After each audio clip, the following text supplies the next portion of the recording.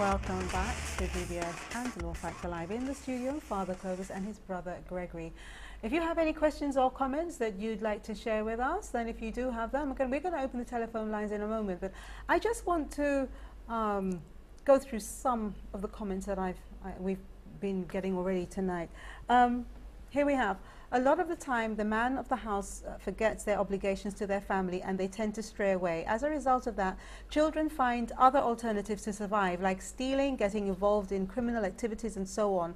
All of those activities could have been avoided if the presence of a father figure was available to guide the family.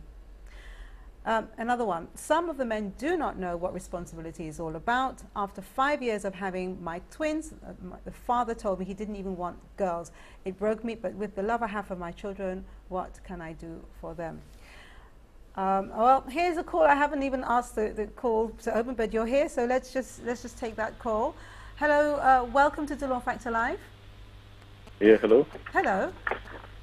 Yes, I've been always listening to your show. Thank you very much. Yeah, and I just want to say it's a very good topic. Thank you. Because the topic is very interesting tonight. It's about family life. And the points are very, very true. I mean, in society, people go to, they follow marriage and everything like this. I mean, we are a very good society. And very good on the topic and interesting. And keep it up. Well, thank you very much for that. Although you've kind of said, keep it up and so on, what about your thoughts? I mean, what do you think about, being a man yourself? How do you feel when people start saying that there aren't many responsible men, or there, negative things, said about men, and perhaps you're not like one of them? I didn't quite get that. Say it again. Yeah, I'm just saying that when you hear things about, men that are negative, especially when it comes to their role that they play in their families, how do you feel as a man? Yeah, well, I feel bad about it. I mean, a man should be, the man should keep his role as a man, and he should keep on doing what he has to do as a man, regardless of what the situation is. Mm-hmm. Now, what do you think we can do as a society to help men who aren't being responsible men to perhaps be responsible? Well, I think they should have more seminars and everything like that, and get men more involved in stuff, I guess more family life stuff, more family life. Plan more things. Even the private sector, plan more things for men that should involve them. Even, like taking the family out and stuff like that. Mm-hmm. So it should be, even the church and everything that should be doing those things. I'm sure they should have more of those days, and in those kind of activities for men. Okay. Well, caller, do you know this song by Donna Summer called She Works Hard for the Money? Yes. Okay. You just worked very hard answering the question, so I'd like to give you this padlock from AF Valmore. I was walking through the shop and I thought, this is really a wonderful padlock. It's very kind of stylistic, and I just thought of my viewers, and I thought the first caller tonight, I'm going to give them this padlock. So if you hold the line, the producer will take your details. And thank you so much for calling to Law Factor Live. Okay, no problem. Right, thank you very much for that, caller. Now, I just want to go through some more of these comments before we say anything more. Okay, someone says here, I don't blame it all on men. What I do believe is that we as parents, whether it be one parent serving as both mom and dad, we ought to take full responsibility of how we raise our kids. Take, for instance, long ago, some kids were raised only by the mom. How many of them committed crime? Some were very poor, but learned to appreciate what they were given. What I think is too many parents are too busy working, and the worst thing is allowing our kids the privilege of having whatever they want. That is the problem. We must learn to give our kids what they need. Gregory, I see you were shaking your head. Yeah, the most important job father and mother has, it's not working necessarily outside the home. It's actually being a parent. Mm-hmm. Parenting is the most important thing we can do with our lives. And everything else we do, so working with, working in the shop, or to bring a salary and such like, and is only in support of the family. And I think we kind of lose the focus. Sometimes we think actually our employment is the most important thing, and the family is just an add-on. And the reality is that if we can do that, and if we can support family life, if we can encourage our young men and young women to actually take a much more traditional and a very good approach in terms of getting married, settling down, having children, educating, forming them. If we can do that, we profoundly help our society. We reduce crime, we reduce abuse, we have a much safer society, we elevate education. All of these things happen. And just by a small number of people marrying, we'll have a disproportionate impact on the wider society. So the more we can do that. So okay, before you say something, Father, we actually have someone on the line. I hope you're still with us. Hello, thank you for calling to Law Factor Live. Good night, Delia. How are you? Fine, thank you. All right, good night to your guest. Good night. Okay, that's a very good topic you are saying, because it is so rampant in our society. Fathers not taking their responsibilities. Now, I heard something earlier. I wanted to know whether what's the percentage like of a child being like his father if his father was not there for him, of the child turning out to be like his father. Is it a high percentage of that happening, or is it a must that will happen? You know, that kind of thing I want to know.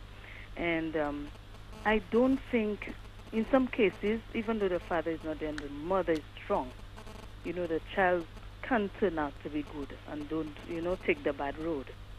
Because there are some mothers that raise children alone and the children turn out very well. So I'm not sure. What I want to know is, what's the possibility of a child taking the same road as the father if the father is not there? Say if the father is in prison, what's the possibility of the child taking that same road? Can the mother make a difference? I mean, because I know some mothers, I have raised my son and the father was not there and my son is doing fine, Okay, just hold that thought, stay with us. Let's have a response. I would say that one of the ways we can test your hypothesis is simply to look at in the prisons, and you'll find, and I remember reading some statistics, and this is not just for St. Lucia, but this is global in the UK and the US, that over 90% of the men in prison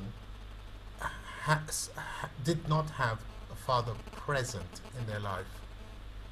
So that gives you an indication. Now, we're all different. Children are different. People are different. You have people from bad backgrounds, and they become very, very good citizens. Equally, you have people from very good backgrounds who become criminal. It's difficult to say.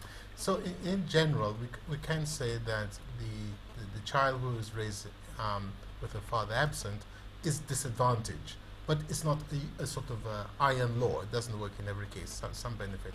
Equally, you can have the father being present, and that also can be detrimental because again it depends on the character of the father. Can I just ask caller, because I don't want you to be hanging on too long a line.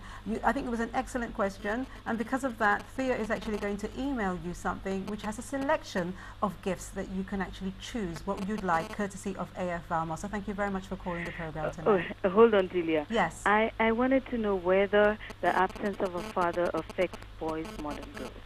Wow. Have a good night. Okay, thank you very much for that. Gregory, you'll answer that? Indeed, and in fact it does, because boys actually need a father to socialize them, to civilize us. Often this is where we learn etiquette, this is where we learn good manners, customs, a work ethic, all of these things. And we primarily learn it from our fathers. We learn about how to become good fathers and good husbands ourselves from our fathers. We look at that example. Women naturally, because they have children, have this natural love. They are natural mothers because they have the children. But fathers do need an example. They do need a role model. And the reality is that you can see within our society that so few young men want to marry. I know it's true now for women. A lot of women say, well, you can't find a good man. But in a man's psyche, he really does need that role model. He really does need to know that route to success. And really, for us to be successful as a nation, we do need marriage. We do need we need that structure, and somehow we've got to turn things around. But how do we get these men to understand, you know, how important it is for them to be in, you know, a good family and relationship? How do we get these men to be good men, responsible men? I think in the state we are now, we really now have to start teaching it in schools. We need to teach it in churches. Yes. I would say we do need to make a very positive, a proactive approach, because we've had this for so long that things will continue to tumble. Let me just go, Father, I'm very sorry, but we've got some people holding on. Let's just see, let's go back to the phone lines now. Let's just have a quick question, please, because we're just heading to the break. So, hello, are you still with us on Hi, Dolo Factor Live? Hi. I was there a while ago. It's me. I'm still there. You're still there? All right, then. Thea will get to you, okay? All right. Thank you for holding. All right, Father, you were saying something very quickly, yes, please. I was going to say also, perhaps government needs to introduce legislation that would coerce, force, encourage men to accept their responsibilities. And it means been done in the past. There's no reason why it can't be done at the present time. So I would say that it has to be a whole social movement, that we need to recognize the direness of the situation and as a society pull together. You know, and saying it that way, let's be quite specific here. I mean, if you are a man, you must know what is good and what is not good. You must know whether you are, you know, a good example for your children. You must know that it's affecting your child, and you must ultimately know that you are being selfish by having the kind of behavior that you're doing without thinking about what it does to that child. When we come back from the break, that's what I want to talk about. I want to talk about how it feels for a child to be not around their father, because these children grow up to be adults and they carry the feeling with them, and you know, the proof is everywhere you go. How is it, when we talk about society, it's not just a society that has to do something about it. You as an individual, you have to recognize that you're just not playing your part. And I hope tonight you think about it and you try to start making amends and try to get back with your family. You don't need to get back with the mother, but at least if you have a family out there, try and be responsible. Now, we've closed entries for tonight's giveaways, but after the break, we'll still be taking your calls, and we'd like to know how it feels. So perhaps you as an adult can call us and tell us how it feels to grow up without having your father in your life. This is the Law Factor Live on DBS.